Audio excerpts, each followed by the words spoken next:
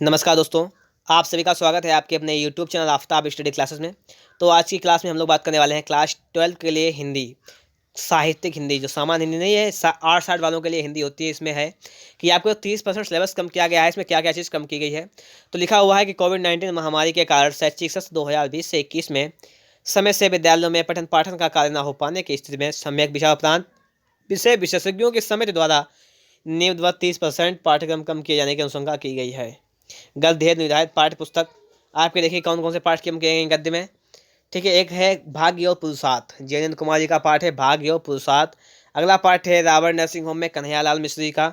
और अगला एक और पाठ है पाठ 7 आपका है निंदा आदर्श हरिशंकर परसाई का। तो देखिएगा आपके जो गद्य है, गद्य से आपके 3 पाठ कम किए हैं। जयनंद कुमार का पाठ कम किया गया है, कन्हैयालाल मिश्र हरिशंकर परसाई जी का। ठीक है, आगे बात करें, आगे लिखा हुआ है कथा साहित्य हेतु निर्धारित पाठ्य पुस्तक से जो कथा साहित्य कथा है उसमें कहानियां हैं, तो उसमें भीष्म साहनी की जो है खून का रिश्ता इसको हटाया गया है, लाठी कहानी इसको हटाया गया है। ठीक है, 2 कहानियां हटा दी गई हैं आपकी, खून का रिश्ता नहीं आएगी, लाठी भी नहीं आएगी, इस वर्ष के लिए हटाई गई है। और अगर हम आगे बात करें तो आगे लिखा हुआ है काव्य हेतु निर्धारित पाठ्य पुस्तक काव्य, लिखा हुआ है जगन्नाथ दास रत्नाकर, इनकी काव्य है उद्धव प्रसंग और क्या है गंगावतरण। तो ये इसको हटाया गया है, इसको नहीं पढ़ना है आपको। आगे लिखा है मैथिली शरण गुप्त, ये के का अनुताप, ये हटाया गया है आपके सिलेबस से। जयशंकर प्रसाद गीत, ये हटाया गया है। सूर्यकांत त्रिपाठी निराला, ये हटाया गया है। सुमित्रा पंत, ये हटाया गया है। रामराज चंद्रकर, ये हटाया गया है। मतलब ये पाठ आप लोगों के लिए हटा दिए गए यहाँ से। ठीक है, आगे देखिएगा संस्कृत दर्शिका में अगर देखें हम तो इसमें जातक कथा और नृपति दिलीप, ये पाठ हटा दिए गए आपके 2 पाठ यहाँ से। अब आगे देखिए क्या क्या है, समझ गए आप लोग क्या क्या हटाया गया। जिनेंद्र कुमार मिश्र का पाठ है कन्हैया लाल और हरिशंकर परसाई, खून का रिश्ता, लाठी। ठीक है, उदो प्रसंग, गंगा अवतरण और के का अनुताप, गीत। ठीक है, संध्या सुंदरी पंत जी का ये है परिपंथ परिवर्तन, यह है परिवर्तन। और इसका है पूर्वा और श्री रामनाथ चंद्रिका जी का, ये हटाए गए जातक कथा और नृपत दिलीपा है, आपको सिर्फ अपने सिलेबस के पढ़ने हैं। लिखा हुआ है उपयुक्त के अनुक्रम में 70% का पाठ्यक्रम निम्नवत है, वो 30% हटाया गया है, 70% का पाठ्यक्रम आपके सामने निम्नवत दिया गया है। कह रहा है इसमें कि हिंदी 50 नंबर का है, खंड का 50 का है और खंड खा है 50 नंबर का है। तो लिखा हुआ है आपका ये कि हिंदी गद्य का विकास, मतलब गद्य की पाठ्य पुस्तक में दिए गए पाठों पर आधारित विभिन्न कालों में गद्य की भाषा संरचना क्रियाओं में परिवर्तन, युग परिवर्तन, लेखक के योगदान, प्रमुख रचनाएं, दार्शनिक प्रश्न, ये मतलब वो क्या होता है, वो विकल्पी प्रश्न आते हैं वो होंगे। फिर आगे लिखा हुआ है हिंदी वो काव्य साहित्य का विकास, काव्य साहित्य का विकास में आधुनिक काल है, भारतीय युग है, द्विवेदी युग, छायावाद, प्रगतिवादी, प्रायोगवादी, नई कविता इत्यादि की काव्य प्रवृत्तियाँ, उनके परिवर्तन। काव्य प्रवृत्तियाँ माने काव्य की विशेषताएं बहुत ही इंपॉर्टेंट है, हमेशा आती हैं, याद कीजिएगा। आगे लिखा हुआ है पाठ्य पुस्तक में निर्धारित पाठ्यांशों पर आधारित 5 प्रश्न, बहुत ठीक है, आपको जो पाठ नहीं पढ़ने उनको मत पढ़िएगा, बाकी पढ़ लीजिएगा। फिर आए पाठ्य पुस्तक में निर्धारित पद्यांशों पर आधारित 5 प्रश्न, पद्यांश से प्रश्न आते हैं। फिर लिखा हुआ है पाठ लेखकों के साहित्यिक परिचय, जीवनी कृतियाँ, जीवन शैली, यह लिखना है अधिकतम 80 अंकों में। फिर ठीक है, यहाँ पे लिखा हुआ है काव्य सौंदर्य, कवि के जीवन परिचय वगैरह आते हैं, ये भी लिखा हुआ है। लिखा हुआ है कहानी में चरित्र चित्रण, कहानी के तत्व तथ्यों पर आधारित। ठीक है, और खंड काव्य पर आधारित लघुत्तरीय प्रश्न लिखा हुआ है, खंड काव्य की विशेषताएं हैं, ये खंड काव्य चित्र चित्रण है, घटनाएं पर आधारित प्रश्न। तो ये तो हमारा खंड का है। और अगर खंड खा की बात करें तो खंड खा में लिखा हुआ है आपके 50 अंक का, ये भी आता है। पठित पाठ्य पुस्तक के निर्धारित पाठों के संस्कृत गद्य का संदर्भ सहित अनुवाद। ठीक है, उस संदर्भ सहित अनुवाद करना है। पठित पाठ्य पुस्तक के निर्धारित पाठों के संस्कृत गद्य और पद्य का अनुवाद आता है, 7-7 नंबर का आएगा।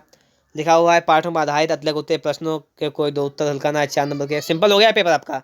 पर सभी रस की परिभाषाएं, उदाहरण, अलंकार, मतलब शब्द अलंकार कौन कौन से हैं, अनुप्रास, यमक, श्लेष, परिभाषा एवं उदाहरण।